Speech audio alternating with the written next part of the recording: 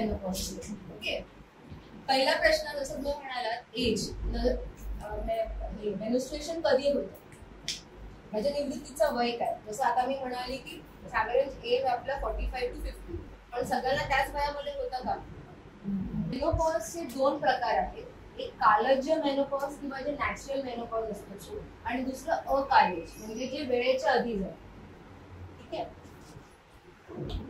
Natural menopause हा साधारण average 51 वर्षीय होतो, आणि जे वेळेच्या पूर्वी जातं म्हणजे 40च्या आधी जी पाळी जाते त्याला आजकाल आपण अर्ली मेनोपॉज म्हणत नाही, त्याला मेडिकली वेगळा टर्म आहे, प्रायमरी ओव्हरियन इनसफिशियन्सी. म्हणजे काय, तुमच्या ओव्हरीची असक्षमता, त्याच्यामुळे तुम्ही मेनोपॉज लवकर झाले. याचे कारण मी तुम्हाला पुढे सांगणार आहे की 40व्या वर्षी पाळी का जाते. आणि मग तुम्ही बोललात ना की आईची अशी का असं विचारायला लागतं, कारण की बघा पाळी जाणं याचं तुम्हाला किती मुलं आहेत किंवा मुलांचे वय किती आहे, शेवटची प्रेग्नन्सी कधी झाली, पाळीची सुरुवात उशिरा झाली का, किंवा तुम्ही इतर काही आजार वगैरे आहेत, त्याच्याने तुमचं मेनोपॉजची डेट ठरत नाही. फक्त जेनेटिकलीच अनुवंशिकता एकच पर्याय आहे. तुमच्या आई आजीची लवकर गेली तर चान्सेस आहे की त्या अनुवंशिकतेने तुमचीही लवकर जाईलच असं नाही. तुमची लाईफस्टाईल कशी राहिलेली आहे त्याच्या अकॉर्डिंग तुमची पाळी मागे पुढे होऊ शकते. पण सपोज आईची म्हणून 30व्या वर्षी गेली पुढे एकाच, शक्यता आहे की त्यांच्या फॅमिलीमध्ये पण त्यात असंच ट्रेंड चालू राहिला असेल, तर ती नॅचरल मध्येच मोडतो. त्याचं काही कारण शास्त्रोक्त अजून सापडलेलं नाहीये की बाबा का होते, पण ते अनुभवू शकतात. काही गोष्टी फॅमिलीमध्ये चालतात असं. आता ही सगळं आहे आपल्याला कळलं, एका 50 ते 51 वर्षी नॉर्मली होतो, पण हा जो आहे जे 40च्या पूर्वी होतो त्याचं कारण बरीच. ठीक आहे, 40 आधी पण पहिल्या याच्यामध्ये होतं काय, आता नॉर्मल ओव्हरीज मध्ये म्हणाले की आतमध्ये फॉलिकल्स असतात भरपूर, पण ही जो पीओआय आहे म्हणजे ओव्हरियन इन्सफिशियन्सी आहे त्याच्यामध्ये हे फॉलिकल ऍबसेंट असतात. म्हणजे ओव्हरी खूप लवकरच काम करणं सोडून देत, ते काम सोडून ठेवलं.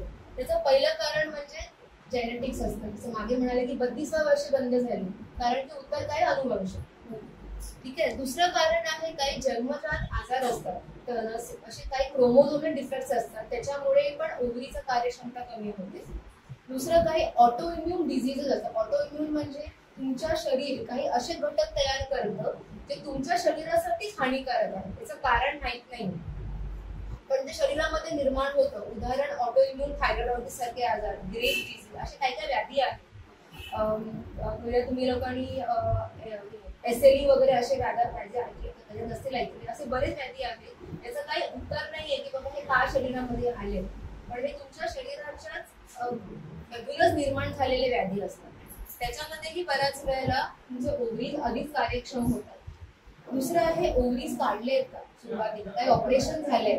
बरेच बायकांचे फायब्रॉइड्स असतात, गाठी झाल्यामुळे, हेवी ब्लिडिंगमुळे गर्भाशय आधीच काढतात, गर्भाशयासोबत ओव्हरीज पण काढून टाकतात. कॅन्सर असल्यामुळे ओव्हरीज पण काढतात. गर्भाशय जरी असला कॅन्सर तरी पण ओव्हरीज काढतात, कॅन्सर पसरू नये.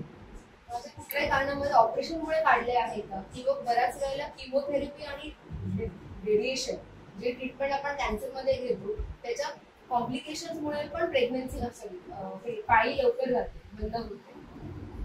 ठीक आहे, दुसरं कारण काही इन्फेक्शन असतात.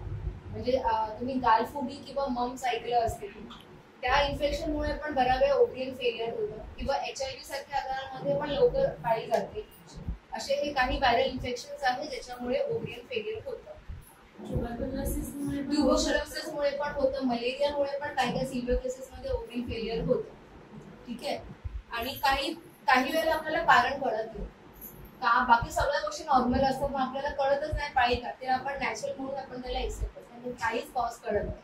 म्हणून जेव्हा 40च्या आधी पाळी जाते तेव्हा सगळ्या तपासण्या करणं खूप गरजेचं आहे की तुम्ही बाकी कुठला आजार तर नाहीये शरीरामध्ये, हे रूल आउट करणं खूप गरजेचं आहे. जेव्हा खासकर 40च्या आधी पाळी जाते. 50मध्ये जाते तेव्हा नॉर्मल, ते नॅचरलच असतं. बोला.